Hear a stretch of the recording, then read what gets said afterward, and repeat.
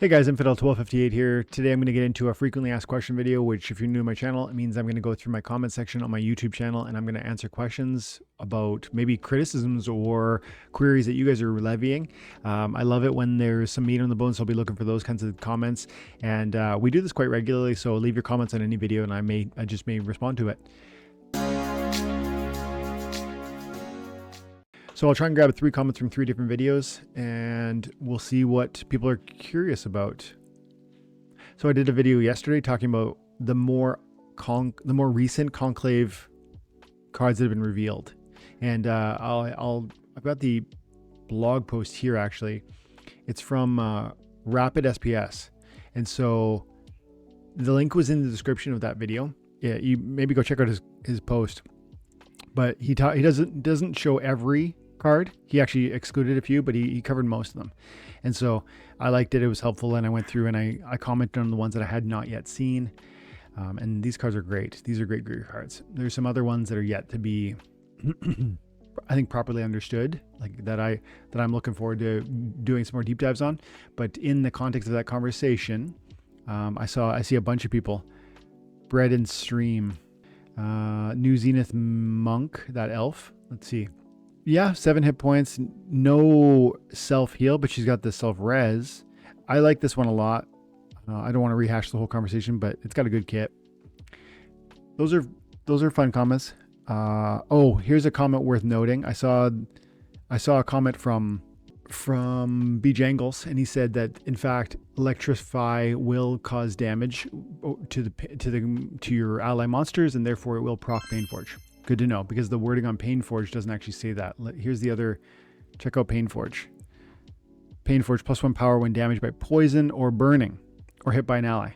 So I guess hit by an ally includes electrify, which in my opinion, electrify is the most easy or reliable way to proc Painforge. And so I actually think, I think it's called electrified, is going to be a really effective way to make that happen. Shock Trooper. Shock Trooper's the only one right now? I guess so. This one too, Water Diviner. And so if you could bring both of those with 3 or 4 Painforge monsters, how would that go for you? I think it'd go well. I think that'd be juicy. So that was a great, thank you Jangles for that information. I'm going to grab this comment from Bananas. I'm excited for the new set. I don't know when I'll actually have enough of the cards to use them in battle. I'm thinking training mode and ghost card stuff will be a fun way to try out some of the stuff now. Yeah, for sure. I only got 87 alchemy packs and one standard pack so far. The alchemy packs are a nice middle ground. Or the alchemy packs. Actually, I was getting confused there. Yeah, I focused on, alchemy. Yeah, that's gold foil. That's what a lot of people seem to be buying up. You know, that's the one that's moving the most of. I had to burn some SPS to do that. I just burned some SPS today. I burned 13,000 SPS in order to max out my Keelan gains, which I did today. And now with SPS correcting a bit, my plan is to recover some of that SPS. I burned and then wait to possibly do it again. Yeah, man, great suggestion. And I agree, probably. I don't know when. I think my Conclave set will be pretty strong immediately, because I bought a good amount of packs and I plan to buy more. Also because I'm going to buy a bunch of those starter packs because I want those cheap commons and rares, and I do think they're worth it at $1. I think that's a really good deal. And so I expect that I'll have a very functional Conclave deck almost immediately. And I like what you did with respect to SPS. You got, guys, burning SPS is a great pathway forward. You know, I think it's we've seen 25 million SPS be burned in the last 12 days. That information's from Gathering the Magic. Check out his channel. Gathering, appreciate you, brother. And with that being the thing, it's like we should be recognizing what that means long term and why that's a great instrument and pathway forward for our game and for our tokenomics. And so for us individually, it's not just this collective benefit, it's this thing that benefits me personally. That's awesome. And I think this makes sense too. You burn it when it's high and you buy it when it's low. That's the pathway, man. So good for you, Bananas. Appreciate you, brother. And thank you for all the little comments on the different cards. That was a fun video to record. And when we get more of the cards revealed, I'm gonna probably do a bigger video with those too. Ole Bulls, check it out. Went out and bought 12 Nidhogs and 15 Dole They'll each $15 each. Good for you, bro. I got 5 or 6 nitties, and I bought they were about $17 each. So you must have you led the market on me. And he said, what an amazing deal. Keep an eye on the market these days. Hey, I'm shooting this right now. I'm live with members, and we talked about what I've done recently on the market. So that'll be a video that I'll release later on. But just so you guys know, I record lives with my members only content once a week. And this is actually a moment where I'm doing that with them live. So they may ask a question by the end of this as well. So people are selling cards cheap. I agree. And I'm buying them. Ole, I'm buying them, pal. And good job on going hard on Conclave. I saw your name on the leaderboard, and well done, bud. Okay, so let's call that all one, because that was the first real video. Okay, this was a fun video for me to short. This is a video it was a short video, like 6 minutes. And I talked about 2 battles in the game, and they each featured EMP, or Elias Max Pruitt. That summoner is interesting because I think a lot of times we overlook him, and he, even if you look at the legendary summoners from Rebellion, his price point is among the lower. Oh, he's scooting up there. He's scooting up. Whoa, what is going on there? Somebody came and bought all of them. That's what's going on there. There's only 3 cards on the market. It's now more than Cryptic. It's more than Draskel. It's more than Drath. This has been one of the cheaper ones. This was a $15 summoner for a long while. And, in the Arcane lower end. But I think some of the more recent cards are getting people excited. And I did a video where I was talking about, my use of it. It was called The Joy of Praetoria Offers, and the joy and complexity of Splinterlands. And the reason why I talked about it from that perspective, because I wanted to show it wasn't just a rank battle. It was like I showed 2 battles where I featured that card and something I hadn't seen before. And it was pointing out 2 important things I'm going to summarize here for you now.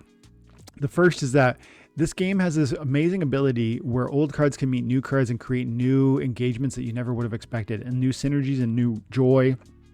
That's awesome. And then the second thing I was trying to point to is that it takes years to properly understand the complexity of this game. And so there's so much satisfaction and joy and entertainment in that journey of watching that meta evolve, trying to figure out the meta on an ongoing basis, and then reassessing it as you go forward, because the new cards just stir that whole thing up in a really fun way. And Doombot jumped in and said EMP, which is Elias Max Pruitt with Drybone Raider, is a favorite of mine. 6 attack from the second place behind the flank and for the reach rule set. Yeah, man, of course. Hey guys, this is Future Dwayne. I realized while I was editing this video that I'm about to tell you why the Drybone Barbarian is not the second position hero for the white team. And he said Drybone Raider, not Barbarian. He did say they can do 6 damage from the second position, which presumably made me think Barbarian, because the Barbarian does 6. But I also want to quickly say I don't think Drybone Raider is the hero for number 2 spot either. The kit is good, of course. It's huge, in fact, but this is the vulnerability. And from the second position, I go, my approach that I'm going to unpack in a minute after I tear down the Barbarian a little bit is going to be something entirely different. Here's what I would push back and say on. Let's show the Drybone Raider. So there he is. So let's zoom in a little. The Drybone Raider at max level, and he's talking about max level because he said 6 melee. So this card's great. It's got Enrage, and it can get 6, turns into 9, which is nutty. The Retaliate is amazing, and then brings the speed from 4 to 6, which is crazy if you have no swiftness on your team. Then you got Knockout, which is great too. This card's awesome, actually. It's a really, really amazing card. But here's my criticism on your strategy. The Drybone Raider is more effective in the first position than it is in the second. And I see why you want to put it in the second, because it has no shield, it has no silence, it has no void, it has no void armor. That's why you're thinking I want to put it in the second position, because then it'll drop these huge nuclear bombs from the second spot. True, but you're denying yourself a good part of the kit of what this card does. This card, one of the greatest features of this card is the Retaliate. When this thing fires and it's in the first position, and my opponent has 2 frontal assault melees, like on the first and second spot, they're both hitting my Drybone, I get a 50% chance to return fire. I get to go. That'll attack your first line. You're then going to hit me with your first line. I have a 50% chance to return fire on your first monster, and then your second monster with the reach is going to hit me, and I've got a 50% chance to throw back at him. So that actually could be in the first round 3 attacks for me. 3 3. The first one would be 6 damage output. The next 2 might be 9 damage output. And so that retaliate is too valuable to stick in the second position, in my opinion. And I understand, again, you want resiliency. That's why you're trying to bury it in the second. But I think the better play is to bury things that are creating more damage. And the best type of damage and the best utilization of flank is going to be the implementation of EMP, or the utilization of EMP to create a second armor piercing, a second armor attack. Because Elias Max Pruitt, his big thing is he can drop armor strike and pierce, which piercing is crazy with armor strike. So that's why I featured 2 battles where that was happening. From the second spot, you're seeing 12 armor damage. In the video, I showed one gladiator that had that sort of a great kit for that. But if you go like this, if you look at water, life, and neutral, then you look at cards with large armor. Legionnaire has 8 armor base. No, hang on, let's go max. Legionnaire has 9 armor base. That's a secondary a monster from the second position that you can give piercing to that will hit like a truck. Its speed makes it, questionable whether that's going to work. So I don't usually use that. Uriel the Purifier has big armor. The armor is the key. You want the big armor because you're getting that double strike now. You're not just melee from the second, you're armor strike from the second. And so I think that's the piece you're missing. While Dry Bone Raider is a great choice, Uriel the Purifier is probably better, but Uriel the Purifier, check this out, has recharge, which means that even the armor strike is every other turn. I learned that the hard way. And what else? Runemaster Kai can be great from the second with that. This one, if you're in slow matches, and then you got lots of options if you go other ways. You can even do it on like a Commander Goff with a great armor, with a big armor output. So there's a lot of cool ways. I really think the best way is Baradalin from the second, or that summoner I showed you, that gladiator I showed you, or of course Mantaroth is a crazy one. Mantaroth is great because if this thing stays alive too long, like that's a win condition. And so I think flank is an amazing ability. I want more of it. And thank you guys for the comment on that one.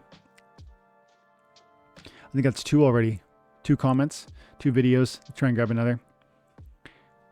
Why did I sell that summoner to you? Only bulls. That's funny. I guess you're talking about, I don't remember that, Ole. You sold me the EMP. That's nice. And then Matt Clark.